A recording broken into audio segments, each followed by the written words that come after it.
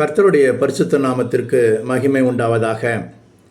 23ஆம் சங்கீதம் முதல் வசனத்திலே தாவீது இப்படியாக சொல்லுகிறார், கர்த்தர் என் மேய்ப்பராக இருக்கிறார், நான் தாழ்ச்சி அடையேன். 4வது வசனத்திலே அவர் சொல்லுகிறார், நான் மரண இருளின் பள்ளத்தாக்கிலே நடந்தாலும் பொல்லாப்புக்கு பயப்படேன், தேவரீர் என்னோட கூட இருக்கிறீர்.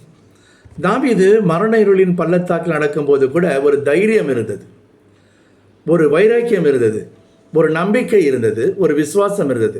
அது என்ன? தேவரீர் என்னோடு கூட இருக்கிறீர்.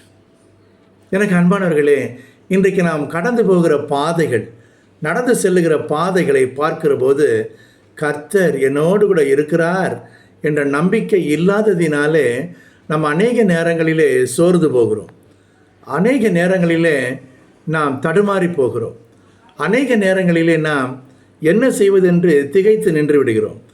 தாவீதுக்கு இருந்த அதே நம்பிக்கை நமக்கும் இருக்க வேண்டும். கர்த்தர் என் மேய்ப்பராக இருக்கிறார், நான் தாழ்ச்சி அடைய மாட்டேன். அதே நேரத்திலே நான் மரண இருளின் பள்ளத்தாக்கிலே நடந்தாலும் பொல்லாப்புக்கு பயப்பட மாட்டேன். காரணம், கர்த்தர் என்னோடு கூட இருக்கிறார். கர்த்தர் நம்மோடு கூட இருக்கிற போது நாம் எதற்கும் பயப்பட வேண்டிய அவசியம் இல்லை. சூழ்நிலைகள் எதுவாக இருந்தாலும் கர்த்தர் நம்மோடு கூட இருக்கிறார்.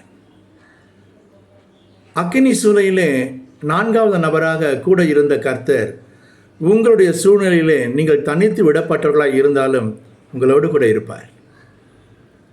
சிங்ககபியிலே தனித்து விடப்பட்ட தானியேலோடு கூட கர்த்தர் கூட இருந்தார். எனக்கு பிரியமானவர்களே, நீங்கள் எந்த சூழ்நிலையில் இருக்கிறீர்கள்? எது உங்களை தடுமாற பண்ணி கொண்டிருக்கிறது? எதை குறித்து நீங்கள் பயந்து கொண்டிருக்கிறீர்கள்? நீங்கள் மரண இருளின் பள்ளத்தாக்கிலே நடந்தாலும் கர்த்தர் உங்களோடு கூட இருக்கிறார். ஹல்லேலூயா! கர்த்தர் உங்களை பலப்படுத்தி நடத்துவார். சோர்ந்து போகாதிருங்கள். உங்கள் எல்லா சூழ்நிலையிலேயும் கர்த்தர் உங்களோடு கூட இருப்பார். அவர்களை ஆசீர்வதிக்கும்படியாக விரும்புகிறார். அவர் எல்லா நேரத்திலும் கூட இருக்கிற கர்த்தர் உங்களை நடத்துவார். அவர்தாமே உங்களை ஆசீர்வதிப்பாராக. தொடர்ந்து இணைந்திருங்கள். இது வனாந்தரத்தின் சத்தம். ஒரு கூட்ட ஆத்துமாவை கர்த்தருக்கென்று ஆயத்தப்படுத்துகிற சுவிசேஷ பணியிலே எங்களோடு இணைந்திடுங்கள். நாங்கள் உங்களுக்காக ஜெபிக்க காத்திருக்கிறோம். கர்த்தர் தாமே உங்களை ஆசீர்வதிப்பாராக. ஆமென்.